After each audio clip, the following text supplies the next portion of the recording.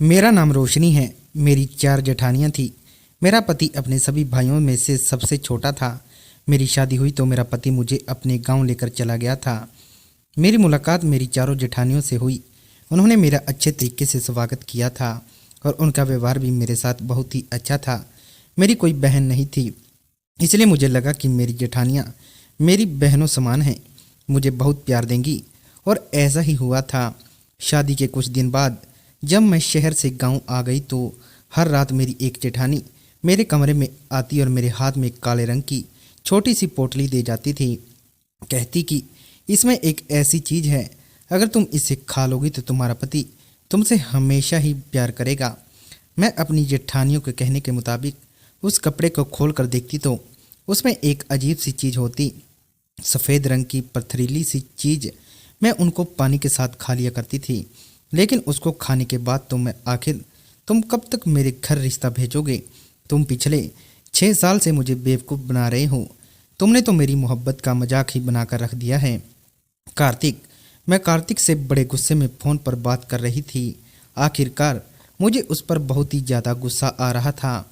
उसने कहा, अरे नाराज क्यों होती हो? मेरी मोहब्बत पर यकीन करो।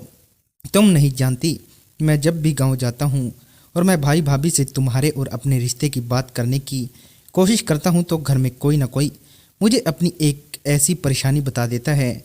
मैं उस परेशानी में उलझ कर रह जाता हूँ और अपने रिश्ते की बात करना उन लोगों से भूल ही जाता हूँ।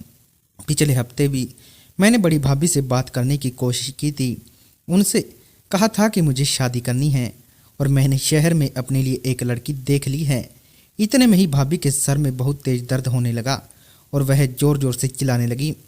चारों भाइयों में से कोई भी भाई उस समय घर में मौजूद नहीं था, इसलिए मैं अकेले ही भाभी को डॉक्टर के यहाँ लेकर चला गया था। वह तो अच्छा हुआ कि मैं जल्दी से भाभी को डॉक्टर के यहाँ लेकर चला गया था। अगर देर हो जाती तो डॉक्टर ने कहा था कि तुम्हारी भाभी के दिमाग पर बुखार चढ़ सकता था। भाभी की तबीयत बहुत ही ज़्यादा खराब हो गई थी। घर में सब लोग बहुत परेशान थे और ऐसे हालात के चलते मुझे अपनी शादी से जुड़ी बात किसी से भी करना अच्छा नहीं लगा। मैंने कहा, कार्तिक, तुम्हारे परिवार में तो हमेशा कोई ना कोई परेशानी आती ही रहती है। यह कोई नया बहाना नहीं है। तुम हर बार ऐसा ही करते हो। अरे मेरे मम्मी पापा मेरे लिए रिश्ता देख रहे हैं। अगर मेरे लिए उनको कोई रिश्ता अच्छा मिल गया ना तो फिर वह मेरी शादी तुम्हारे साथ कभी नहीं करवाएंगे। फिर तुम करते रहना शादी जिससे भी करो। मेरा इतना नाराज होने पर दीपक कहने लगा कि तुम्हें फिक्र करने की जरूरत नहीं है। तुम सिर्फ मेरी हो, चाहे जो भी हो जाए। मैं तुमसे ही शादी करके रहूँगा। अगले हफ्ते जब मैं आऊँगा तो घर वालों को इस बारे में बात जरूर करूँगा। 6 साल पहले कार्तिक ने मेरी मुलाकात बैंक में हुई थी, जब हम दोनों एक ही साथ एक ही बैंक में नौकरी किया करते थे। वहाँ पर हम दोनों ज़्यादातर एक ही साथ काम करते थे। हम दोनों के चैम्बर भी पास पास ही थे, इसलिए हम दोनों के बीच अच्छी जान पहचान हो गई थी। और फिर उसके बाद हम दोनों एक दूसरे से मोहब्बत करने लगे। 6 साल पहले का वक्त कुछ और था। उस समय दीपक से बड़े उसके चौथे नंबर वाले भाई की शादी नहीं हुई थी। कार्तिक अपने घर में छोटा था, इसलिए उसकी शादी भी सबसे आखिरी में होनी थी। और फिर मेरी भी कोई इतनी उम्र नहीं थी। मेरे माता पिता ने बोल दिया था कि तुम्हारी पढ़ाई पूरी हो गई है, तुम अगर नौकरी करना चाहो तो कर सकती हो। वैसे भी मेरे 2 भाई थे और हमारे घर में लगभग सभी लोग पढ़े लिखे थे, इसलिए किसी की भी सोच पुराने लोगों जैसी नहीं थी। और हम तीनों भाई बहन मिलकर अच्छा कमा लिया करते थे। पापा की भी अच्छी जॉब थी, मम्मी भी स्कूल में टीचिंग किया करती थी। लेकिन जब से मेरी मुलाकात कार्तिक से हुई थी, मैं उसके प्यार में डूबती चली गई थी। वक्त गुजरता गया। कार्तिक ने कहा था कि जब उसके भाई की शादी हो जाएगी उसके बाद ही उसकी शादी होगी, क्योंकि उस समय कार्तिक की भी कोई इतनी उम्र नहीं थी। उसकी भी नई नई नौकरी ही थी। हम दोनों साथ मिलकर नौकरी भी करते थे और एक दूसरे के साथ अच्छा वक्त भी बिताया करते थे। कार्तिक कहता था कि वह मुझसे ही शादी करेगा। इस हम दोनों एक दूसरे से शादी के सपने देखते रहते थे। फिर जैसे ही हम दोनों को एक साथ 2 साल गुजर गए तो मेरी मम्मी की तबीयत अचानक खराब रहने लगी थी, इसलिए मम्मी को घर में मेरी ज़रूरत हुआ करती थी। फिर मुझे मजबूरन अपनी नौकरी छोड़नी पड़ गई थी, मगर फिर भी मेरी और कार्तिक की मुलाकातों का सिलसिला कम नहीं हुआ था। मैं घर के काम से फ्री होते ही कार्तिक से मिलने के लिए चली जाती थी। लेकिन अभी पिछले 6 महीने से मेरे घर वाले मुझ पर शादी का प्रेशर डाल रहे थे और 2 साल पहले कार्तिक के बड़े भाई की भी शादी हो गई थी। अब उसके घर में उसकी ही शादी का नंबर था, इसलिए मैं उसे फोर्स कर रही थी कि तुम अपने घर में हम दोनों के रिश्ते की बात करो। मगर वह हर बार अपने भाई भाभी से बात करने की कोशिश करता था और हर बार ही वह नाकाम हो जाता था।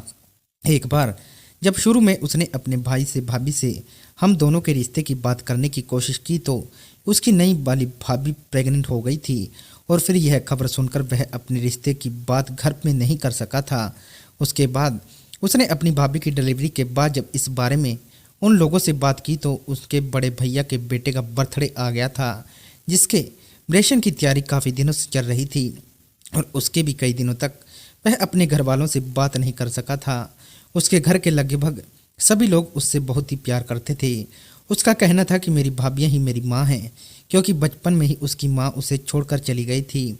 जब उसके बड़े भाई की शादी हुई थी उसकी बड़ी भाभी ने उसे बिल्कुल अपनी औलाद की तरह पाला था। धीरे धीरे वह बड़ा होता गया। उसके घर में लगभग सभी लोग अनपढ़ थे।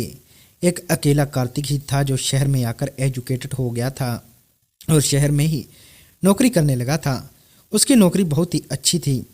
उसका कहना था कि उसके चारों भाई भी मिलकर इतना पैसा नहीं कमाते जितना वह अकेला कमाता है, क्योंकि वह जब बैंक में नौकरी करता था तब भी उसकी सैलरी ज़्यादा थी, लेकिन फिर कुछ समय के बाद उसने बैंक की नौकरी छोड़कर किसी कंपनी में नौकरी करना शुरू कर दिया था और वहाँ उसकी सैलरी बहुत ज़्यादा अच्छी थी। वह अपनी सैलरी के सारे ही पैसे ज़्यादातर अपने भाई भाभी के हाथ में दिया करता था। वह अपने भाई भाभी से बहुत ही प्यार करता था। उसके सभी भाई भाभी उसके माता पिता समान थे और उनके बच्चों को भी वह बहुत ही प्यार करता था। उसकी पढ़ाई का सारा खर्चा उसके भाइयों ने ही उठाया था, लेकिन अब कुछ भी करके हम दोनों को शादी करनी थी, क्योंकि मेरे मम्मी पापा मुझसे बोल चुके थे कि अब हम तुम्हारी शादी में ज़्यादा समय नहीं लगाएंगे। अभी तक उन्हें मेरे लिए कोई अच्छा रिश्ता नहीं मिल रहा था। वह मेरे लिए एक ऐसे लड़के की तलाश कर रहे थे जो काफ़ी पढ़ा लिखा हो और अच्छी फैमिली से बिलोंग करता हो। मैं जानती थी कि मेरे माता पिता कार्तिक के लिए आसानी से नहीं मानेंगे, क्योंकि वह भले ही शहर में रहकर अच्छी कंपनी में नौकरी करता था, लेकिन उसका परिवार गांव में था और शादी के बाद वह अपनी पत्नी को भी गांव लेकर ही जाएगा। और शादी मेरे माता पिता कभी भी मेरी शादी गांव में नहीं करेंगे, क्योंकि गांव के लोगों की सोच कुछ अलग होती है। मगर मुझे यकीन था कि कार्तिक अगर अपने परिवार को लेकर हमारे घर आ जाएगा तो शायद मैं मम्मी पापा को कार्तिक से शादी करने पर मना लूँगी। लेकिन अभी तो कार्तिक अपने घर वालों से कोई बात नहीं कर पा रहा था। मेरी तो कुछ समझ नहीं आ रहा था। कभी कभी तो मुझे ऐसा लगता था कि कार्तिक मुझे कभी हासिल नहीं कर सकेगा, क्योंकि वह हम दोनों के रिश्ते में कुछ लापरवाही दिखाने लगा था। ऐसा शायद मुझे ही लगता था। वह तो यही कहता था कि मैं हर बार घर जाता हूँ तो घर वालों से बात करने की कोशिश करता हूँ।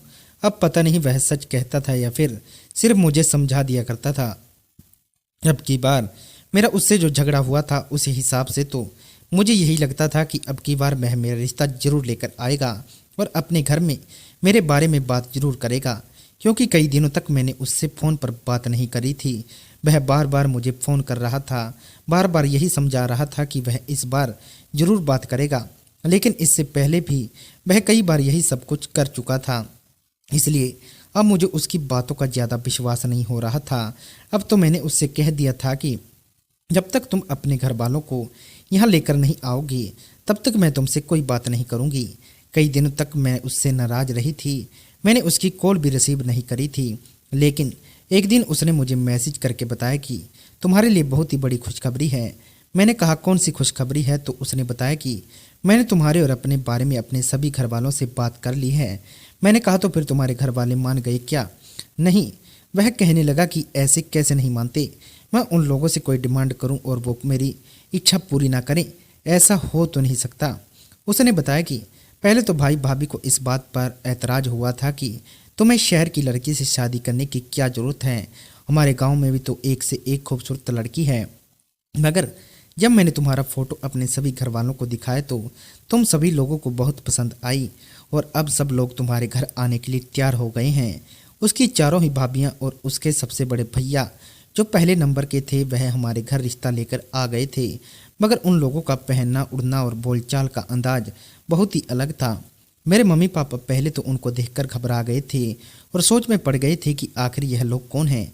फिर उन्होंने जब जाकर मुझे देखा और मेरे और कार्तिक के रिश्ते की बात करी तो मेरे माता पिता को यकीन आ रहा था कि उनकी बेटी किसी लड़के से मोहब्बत करती है, जिसके घर वाले आज उनकी आंखों के सामने बैठे हुए हैं और रिश्ते की बात कर रहे हैं। पापा ने मुझे गौर से देखा तो मैंने इशारों से कहा था कि जी पापा, यह लोग ठीक कह रहे हैं, क्योंकि कार्तिक के भैया ने पापा को बता दिया था कि आपकी बेटी और हमारा भाई एक दूसरे से प्यार करते हैं। पापा ने उन लोगों से जितने भी सवाल करने पूछ लिए। कार्तिक की भाभीियों को बहुत पसंद आई थी। उसकी चारों ही भाभियां मामूली सी शक्ल की थी। काफ़ी देर तक उनकी बातचीत मेरे पापा के साथ होती रही थी और फिर वह लोग चले गए थे। कार्तिक के भाई भाभी मेरे पापा से बोल गए थे कि आप लोग यहीं शहर में हमारे कार्तिक से मिल लीजिए और अगर हमारा गांव और हमारा घर देखना है तो हमारे गांव जरूर आना। यह बात सुनकर पापा चौंक गए थे। उन लोगों के जाने के बाद मुझे बहुत डांट पड़ी थी। मेरे मम्मी पापा ने और भाइयों को यह बात भी पता चल गई थी कि वह लोग गांव से आए थे। मैंने उन लोगों को समझाया कि भले ही कार्तिक की फैमिली गांव में रहती है मगर वह यहीं रहकर नौकरी करता है। पापा कहने लगे कि हम तुम्हारी शादी गांव में नहीं करेंगे। मैंने कहा लेकिन मैं कार्तिक से ही शादी करके रहूंगी। पापा कहने लगे तो फिर उससे कहो कि वह तुम्हारे रहने का बंदोबस्त यही शहर में करे। इस बात पर उस दिन घर में काफ़ी हंगामा हुआ था। मैंने जब यह बात कार्तिक को बताई तो कार्तिक इस बात पर बहुत नाराज हुआ था। वह कहने लगा कि मेरे भाई भाभी का कहना है कि शादी के बाद जिस तरह मेरी सारी भाभियां एक घर में रहती हैं उसी तरह तुम भी वहीं रहा करोगी। उसने मुझसे कहा था कि तुम्हें कुछ भी करके अपने माता पिता को समझाना होगा। यह बात तो तुम पहले से ही जानती थी ना कि लड़की की शादी होती है तो वह अपनी ससुराल में ही रहती है। तुम जानती हो कि जैसे ही मेरी छुट्टी होती है मैं अपने घर चला जाता हूँ। मैंने कहा कि ठीक है, मैं अपने घर बात करने की कोशिश करती हूँ। मैंने यही सब कुछ पापा को बता दिया था। मेरे आंसू पापा को तो दिखाई नहीं दे रहे थे मगर मम्मी कह रही थी कि अगर हमारी बेटी की खुशी उसी लड़के के साथ है तो हमें उसकी शादी कर देनी चाहिए। वैसे भी हमारी एक ही तो बेटी है। और फिर मेरी जिद के आगे पापा कोई सवाल ना कर सके थे।